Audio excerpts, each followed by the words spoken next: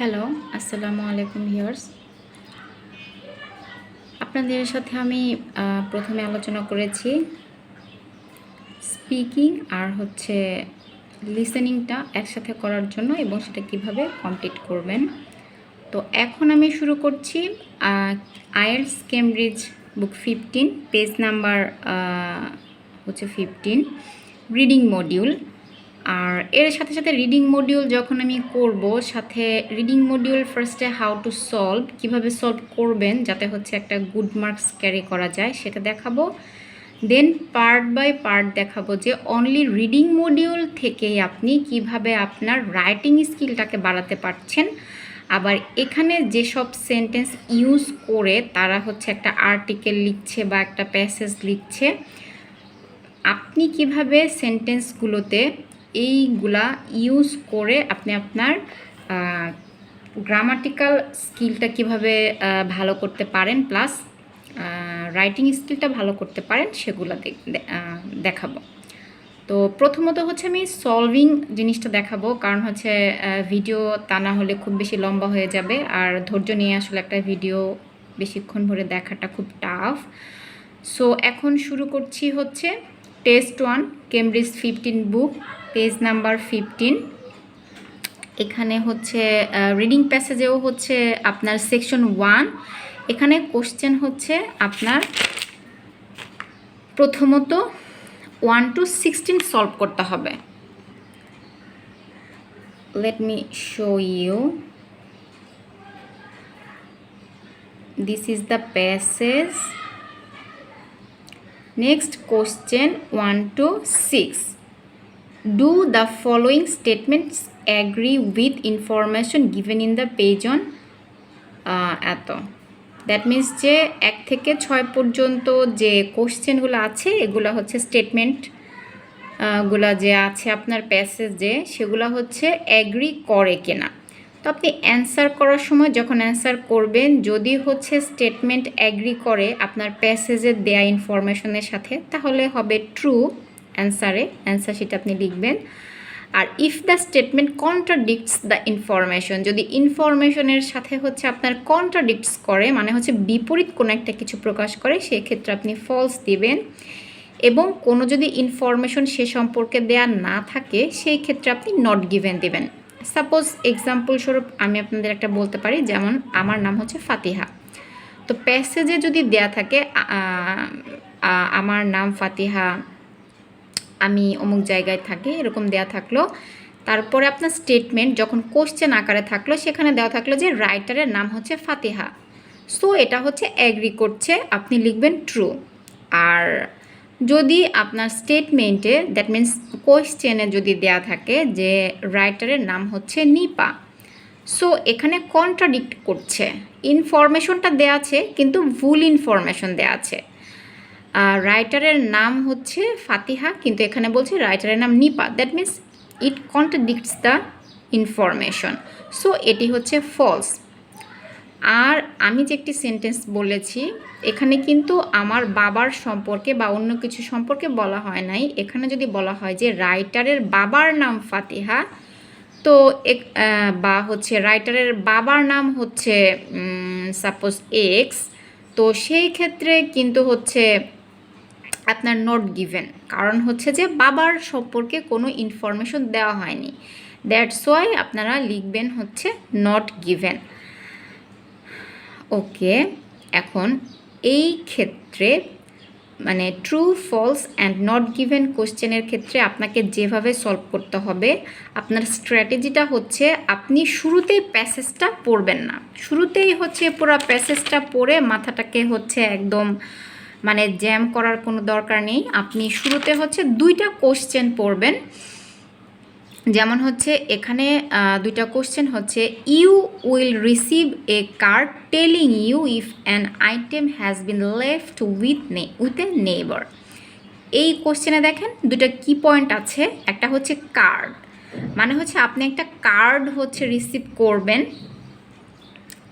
এবং যদি এবং আরেকটা কি পয়েন্ট নেইবার, যে যদি আপনার আইটেমটা আপনার নেইবারকে দেওয়া হয়, তাহলে আপনি একটা কার্ড রিসিভ করবেন, এরকম একটা কথা আছে। তো আপনি মাথায় রাখবেন যে কার্ড টার্মটা কখন আসে আপনি যখন প্যাসেজটা পড়বেন, এবং হচ্ছে নেইবার টার্মটা কখন আসে।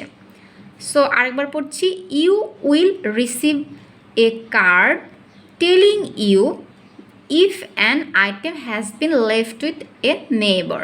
Okay, then next question is, it may be quicker to get a refund and a replacement for a non-delivered item.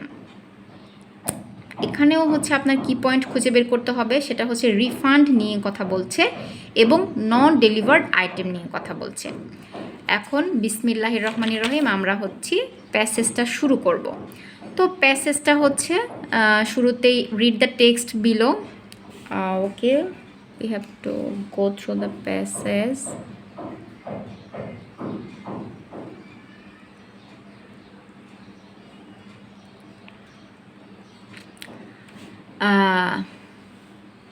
The headings is consumer advice. Consumer advice মানে আপনারা বুঝতেই পারছেন যে গ্রাহক পরামর্শ। কনজিউমার মানে হচ্ছে ভোক্তা বা গ্রাহক, আর অ্যাডভাইস মানে তো জানেনই। সো কনজিউমার অ্যাডভাইস মানে হচ্ছে গ্রাহক পরামর্শ। সো এখানে if something you have ordered hasn't arrived, you should contact the seller to find out where it is. It's their legal responsibility to make sure the item is delivered to you. They should chase the delivery company and let you know what's happened to your item. If your item wasn't delivered to the location you agreed, for example, if it was left with your neighbor without your consent, it is seller's legal responsibility to sort out the issue. এখানে আমরা দেখছি যে কোশ্চেনের ক্ষেত্রে আমরা নেইবরটা পেয়েছি, কিন্তু হচ্ছে আমাদের কমন পড়ছে কিনা, যে স্টেটমেন্টে যা বলেছে আমাদের প্যাসেজের সাথে মিল আছে কিনা। এখানে বলেছে যে you will receive a card, এখানে কিন্তু নেইবর জিনিসটা আছে, কিন্তু এখানে নেইবরের সাথে কার্ডের কোনো সম্পর্ক নেই। নেইবর সম্পর্কে কথা বলেছে যে যদি হচ্ছে সাপোজ আপনার ঠিক লোকেশনে আপনাকে দেয়া হয়নি, ডেলিভার করা হয়েছে নেইবরের কাছে, তো এটা হচ্ছে আপনার সেলার্সের লিগ্যাল রেসপন্সিবিলিটি, মানে হচ্ছে যে সেল করছে বা যে হচ্ছে বিক্রি করছে জিনিসটা, এটা হচ্ছে তার রেসপন্সিবিলিটি যে হচ্ছে জিনিসটা কোথায় আছে, এবং এটা হচ্ছে আপনাকে তারাই জানাবে। কিন্তু এখানে কিন্তু কার্ড নিয়ে কোনো কথা বলা হয় নাই। সো আমরা আরও একটা প্যাসেজ পড়ব, যদি দেখি যে সেখানে কার্ড এবং নেইবর সম্পর্কে কিছু দেয়া আছে কিনা। যদি দেয়া না থাকে তো সেক্ষেত্রে অ্যান্সারটা হবে হচ্ছে নট গিভেন, আর যদি পেয়ে যায় তাহলে তো ট্রু, আর কন্ট্রাডিক্ট যদি করে সেই ক্ষেত্রে হবে হচ্ছে false. If the item doesn't turn up মানে হচ্ছে যে অ্যারাইভড করা, যে যদি হচ্ছে আপনার আইটেমটা না পৌঁছায়, if the item doesn't turn up you are legally entitled to a replacement or refund. যদি হচ্ছে আপনার কাছে না পৌঁছায় সেই ক্ষেত্রে আপনি লিগালি হচ্ছে রিপ্লেসমেন্ট করতে পারেন বা রিফান্ড পেতে পারেন। এটা হচ্ছে আপনার একটা অধিকার। এন্টাইটেল মানে হচ্ছে একটা জিনিসের হচ্ছে লিগাল অধিকার থাকা। তো যদি আপনি হাতে জিনিসটা না পান, যে প্রোডাক্টটা আপনি অর্ডার করেছেন, তাহলে এটা আপনি লিগালি হচ্ছে আপনি রিফান্ড পাবেন, যেমন হচ্ছে আপনি মানিটা ফেরত পাবেন। You can ask for your money back if you don't receive the item within 30 days of buying it. আপনি অর্ডার করার পর আপনি আপনার টাকা ফেরত চাইতে পারেন যদি সেটা আপনি আপনার অর্ডার করার 30 দিনের মধ্যে প্রোডাক্টটা হাতে না পান।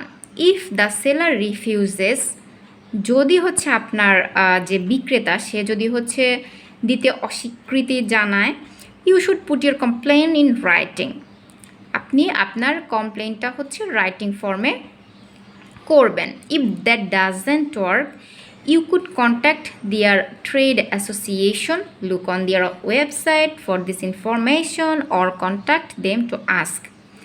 মানে হচ্ছে যে যদি লিখিত ডকুমেন্ট যে কমপ্লেন্ট সেটাও যদি আপনাকে কাজ না দেয়, সেক্ষেত্রে আপনি তাদের যে ট্রেড অ্যাসোসিয়েশন আছে, ট্রেড মানে হচ্ছে বাণিজ্য, অ্যাসোসিয়েশন মানে হচ্ছে সমিতি, তাদের যে বাণিজ্য সমিতি আছে তাদের ওয়েবসাইট আছে, সেখানে আপনি ইনফরমেশন দেখবেন এবং কন্ট্যাক্ট করবেন এবং তাদেরকে আস্ক করবেন, জিজ্ঞেস করবেন বা জানাবেন। তো এই ক্ষেত্রে আমরা আবার কোশ্চেন দুটো পড়ব, যে হচ্ছে আমরা কোশ্চেনে কি দেখেছিলাম। So question A, you will receive a card if an item has been left with a neighbor. তো এখানে আমরা নেইবরের কথা পেয়েছি, কিন্তু আইটেম যে নেইবরের কাছে দেওয়া হলে যে কার্ডের যে ব্যাপারটা এখানে দেওয়া নাই। So the answer will be not given. Answer এখানে নট গিভেন হবে, দেয়া নাই। And then second question is, it may be quicker to get a refund than a replacement for a non-delivered item. So এখন পর্যন্ত মনে হচ্ছে যে আমি 2 নাম্বার কোশ্চেনের অ্যান্সার পাইনি। আমরা প্যাসেজে আবার একটু চোখ বুলাবো।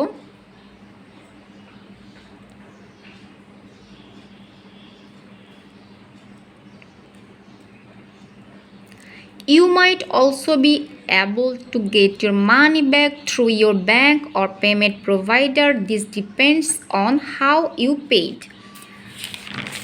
তো এখানে বলেছে যে it may be quicker get a refund than replacement for a non delivered item. এখন দেখি নন ডেলিভার্ড আইটেম একটা কি পয়েন্ট হতে পারে। যদিও আমি রিফান্ড পেয়েছি, কিন্তু এটার সাথে কোশ্চেনের সাথে লিঙ্ক করে এখন পর্যন্ত ইনফরমেশন আমি পাইনি। সো আমি আবার আগাবো। If you paid by a debit card. আরেকটা কথা বলে রাখছি যে আমি সবসময় 2টা কোশ্চেন নিয়ে আগাবো, যেহেতু প্রথমবার আমি কোশ্চেন 1 and 2 নিয়ে এগিয়েছি, এখন আমি 2 and 3 নাম্বার কোশ্চেনটাও পড়ে ফেলবো। আমার 3 নাম্বার কোশ্চেনটা হচ্ছে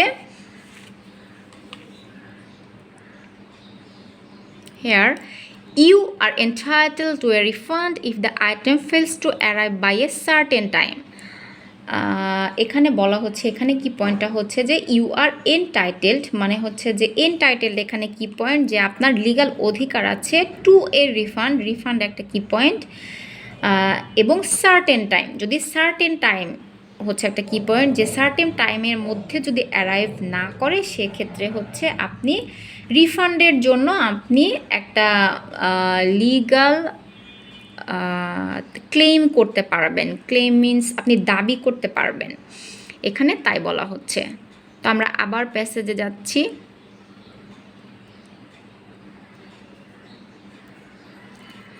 সো এখানে বলা হচ্ছে if you paid by debit card, এখানে একটা ডেবিট কার্ড চলে আসলো, যে যদি ডেবিট কার্ডের মাধ্যমে পে করা হয়, মানে পে করো আপনি করেন বা হচ্ছে করো তুমি, contact your bank and say you want to use the chargeback scheme. তাহলে হচ্ছে বলতে হবে যে আমি চার্জ ব্যাক স্কিম ইউজ করতে চাই। If the bank agrees they can ask the seller's bank, মানে হচ্ছে যে যদি আপনার ব্যাংক যদি অ্যাগ্রি করে, তাহলে সেলার্সের যে ব্যাংক আছে সে হচ্ছে আপনার সেলার্স ব্যাংককে বলবে to refund the money to your account, মানে আপনার অ্যাকাউন্টে হচ্ছে মানিটা রিফান্ড করে দেওয়ার জন্য। Many bank staff don't know about the scheme, so might need to speak to a supervisor or manager. অনেক ব্যাংক স্টাফ হচ্ছে এটা সম্পর্কে নাই জানতে পারে, স্কিমটা সম্পর্কে। সো আপনাকে কথা বলতে হতে পারে ব্যাংকের ম্যানেজার অথবা সুপারভাইজারের সাথে। You should do this within 120 days of when you paid. So এতটুকু পড়ার পরও আমি দেখছি যে এখানে কোনো রিফান্ড বা নন ডেলিভার্ড আইটেম সম্পর্কে কোনো কথা বলা নেই। আরেকটা ব্যাপার আমি বলছি যে এখানে যে কোশ্চেন থাকবে, এই প্যারাগুলা হচ্ছে কোশ্চেনগুলা সিকোয়েন্স ফলো করবে। যেমন হচ্ছে যে 1 নাম্বার কোশ্চেন ট্রু নাকি হচ্ছে ফলস নাকি হচ্ছে নট গিভেন, এটা কিন্তু একদম প্যারা লাস্টে দেয়া থাকবে না, এটা শুরুর দিকেই দেয়া থাকবে। একটু এদিক সেদিক হতে পারে, কিন্তু খুব বেশি সিকোয়েন্স ব্রেক করবে না। সো এখানে দেখা যাচ্ছে যে আমার রিফান্ডটা হচ্ছে কুইকার রিপ্লেসমেন্ট নন ডেলিভার্ড আইটেমের সাথে, এখানে এ সম্পর্কে কিছু বলা নেই। সো এখানে 2 নাম্বার কোশ্চেনটা হচ্ছে যে নট গিভেন। এখন you are entitled to a refund if the item fails to arrive by a certain time. এখানে দেখুন এটি কিন্তু বলা আছে, এটি বলা আছে যে you here this is the passage, if the item doesn't turn up you are legally entitled to replace or refund। একদম ক্লিয়ারলি মানে খুবই স্পষ্ট করে যে স্টেটমেন্টটা দেয়া আছে ঠিক সুন্দরভাবে সেই কথাটাই এখানে বলা আছে যে আপনি যদি আপনার আইটেমটা টার্ন আপ না করেন, মানে হচ্ছে হাতে না পান প্রোডাক্টটা, আপনি লিগালি এন্টাইটেলড করতে পারেন, অধিকার রাখেন রিপ্লেসমেন্ট করার জন্য বা রিফান্ড করার জন্য। এবং 3 নাম্বার কোশ্চেনে সেটাই বলা আছে, you are entitle to a refund if the item fails to arrive by a certain time. So এখানে হচ্ছে মিলে যাচ্ছে, that's why it is true. এখন যেহেতু হচ্ছে আমি 1 to 3 পর্যন্ত সলভ করে ফেলেছি, এখন আমি আবার 2টা কোশ্চেন পড়ব, 4 অ্যান্ড নাম্বার 5। নাম্বার 4 কোশ্চেন হচ্ছে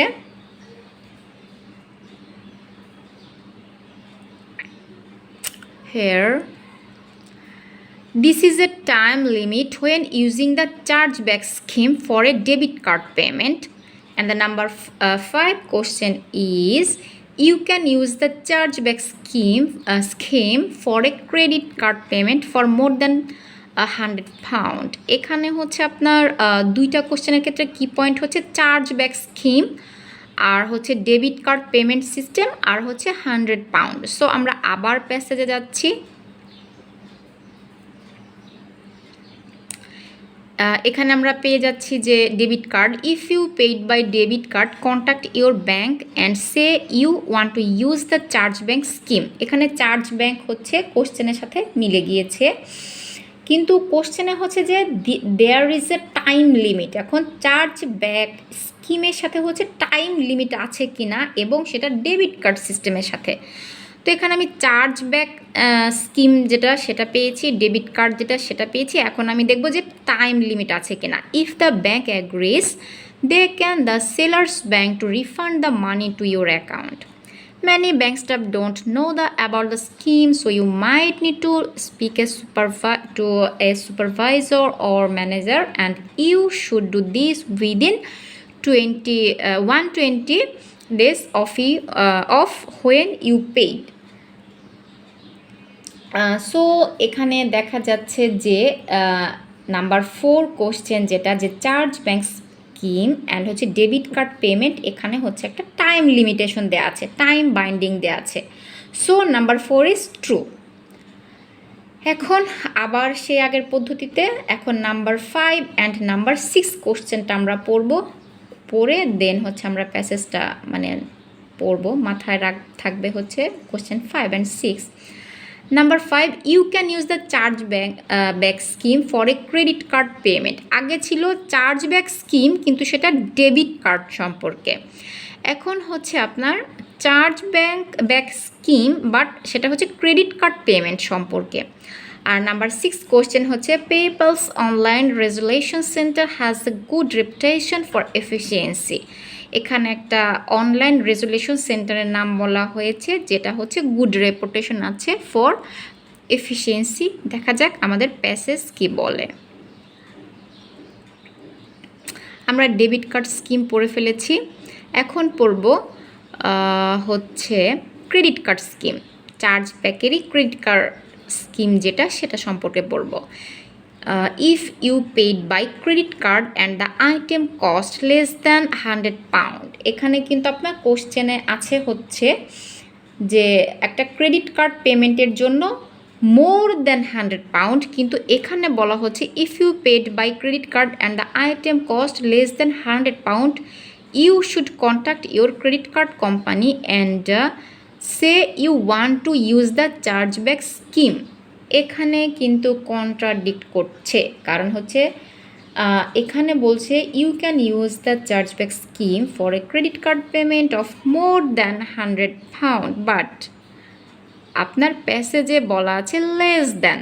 সো এটা ডিরেক্ট কন্ট্রাডিক্ট করছে, সো এটা হবে হচ্ছে ফলস। এখন আমাদের নাম্বার কোশ্চেন 5-এর অ্যান্সার হয়ে গেল, এটা হচ্ছে ফলস। দেন হচ্ছে নেক্সট 6 হচ্ছে ওকে, তারপরেও হচ্ছে আমি প্যাসেজটা পড়ে যাব যে 100 pound but less than 30,000 pounds, মানে হচ্ছে যে আপনি মোর দ্যান 100 পাউন্ডস পর্যন্ত হতে হবে, কিন্তু লেস দেন হচ্ছে এত।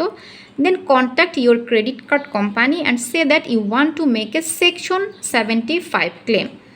যাই হোক, এগুলোর সাথে আমার কোশ্চেনের কোনো সম্পর্ক নাই। সো আমি নেক্সটে চলে যাচ্ছি। If you paid using PayPal, এখানে হচ্ছে পেপলস অনলাইন যেটা, সেটা সম্পর্কে বলা আছে। সো এটা আমি হচ্ছে খুব গুরুত্ব সহকারে পড়ব। If you paid using PayPal, use PayPal's online resolution center to report your dispute। মানে এখানে বলছে যে যদি হচ্ছে আপনি পেপল অনলাইন রেজুলেশন সেন্টারটা ইউজ করে যদি আপনি পে করে থাকেন, সেক্ষেত্রে আপনি সেখানে হচ্ছে আপনার বিতর্কিত যে বিষয়টা এটা সম্পর্কে আপনি রিপোর্ট করতে পারেন। কিন্তু এখানে কোশ্চেনে বলা আছে যে এই অনলাইন রেজুলেশন সেন্টারের হচ্ছে একটা গুড রেপুটেশন আছে। এখানে কিন্তু গুড রেপুটেশনের কথা কিছু বলা হয়নি। এখানে শুধু বলা হয়েছে যে যদি আপনি এটার মাধ্যমে করে থাকেন তাহলে এখানে আপনি রিপোর্ট করতে পারেন, and you must do this within 180 days of paying. এবং এটা আপনাকে করতে হবে হচ্ছে 180 দিনের মধ্যে। সো পেপলস অনলাইন যে সম্পর্কে প্যাসেজে যে ইনফরমেশনটা দেওয়া আছে এটার সাথে সেটার কোনো মিল নাই। স্টেটমেন্টটা হচ্ছে যে স্টেটমেন্টে যে গুড রেপুটেশনের কথা বলা হয়েছে এটা হচ্ছে আপনার প্যাসেজে এই ইনফরমেশনটা দেয়া নাই। পেপলস অনলাইন রেজুলেশন সেন্টার সম্পর্কে বলা হয়েছে যে শুধুমাত্র যদি আপনি এটার মাধ্যমে পে করেন তাহলে এখানে আপনি রিপোর্ট করতে পারবেন, বাট এটার যে গুড রেপুটেশন আছে এটা বলা নেই। সো ইনফরমেশনটা দেয়া নেই। So the answer you can guess the answer will be not given. So আজকে হচ্ছে আমার প্রথম প্যাসেজ নিয়ে প্রথম রিডিং মডিউলের এটাই হচ্ছে মানে এখানেই হচ্ছে শেষ। এর নেক্সট ভিডিওতে আমি দেখাবো যে জাস্ট এই প্যাসেজটাকেই আপনি বারবার থরো রিডিং দিয়ে কিভাবে এখান থেকে রাইটিং স্কিল বাড়াতে পারেন, এখান থেকে কিভাবে গ্রামাটিক্যালি নিজেকে ইমপ্রুভ করতে পারেন সেটা দেখাবো। তো জাস্ট পরবর্তী ভিডিওতে আসার আগে জাস্ট আমি আপনাকে একটা সেন্টেন্স দেখিয়ে দিচ্ছি যে if something you have order, আপনি এখানে ইফ দিয়ে বাক্য শুরু করে ইউ হ্যাভ অর্ডার দেওয়ার পরে এখানে হ্যাজেন্ট অ্যারাইভড, দেন হচ্ছে comma, you should contact the seller to find out where it is. এখানে মোটামুটি একটা লং সেন্টেন্স লিখেছে এবং আপনারও উচিত এই সেন্টেন্স স্ট্রাকচারটা হচ্ছে দেখে, যেমন হচ্ছে হ্যাভের পরে অর্ডারের পরে আবার হ্যাজেন্ট অ্যারাইভড এভাবে তারা ইউজ করেছে। এরপরে শুডের পরে কন্ট্যাক্ট, এটাও একটা ভার্ব ইউজ করেছে। ফাইন্ড একটা ভার্ব, কিন্তু তার আগে একটা টু যোগ করে সেটাকে হচ্ছে আপনার গ্রামাটিক্যালি কারেক্ট করেছে, কারণ একটা সেন্টেন্সে হচ্ছে মূল ভার্ব কয়টা হবে, ক্লজ কয়টা থাকবে তার উপর ডিপেন্ড করে। এটাই আমি পরবর্তী ভিডিওতে দেখাবো যে খুব সুন্দর একটা স্ট্রাকচার আমরা এই প্রথম সেন্টেন্সটা থেকে শিখে যাচ্ছি, যেটা দেখে আমরা হচ্ছে কিভাবে স্ট্রাকচার তৈরি করতে হবে, স্ট্রাকচার শিখে কীভাবে রাইটিং স্কিলটাকে বাড়াতে হবে, কিভাবে আপনার রিডিং স্কিলটাও বাড়বে, কিভাবে সলভ করবেন, বা আপনি আপনার স্পিকিং স্কিলটাও এখান থেকে বাড়বে, গ্রামাটিক্যাল স্কিলটাও বাড়বে। তো নেক্সট ভিডিওর জন্য অপেক্ষায় থাকুন। আসসালামু আলাইকুম, ভালো থাকবেন, আল্লাহ হাফেজ।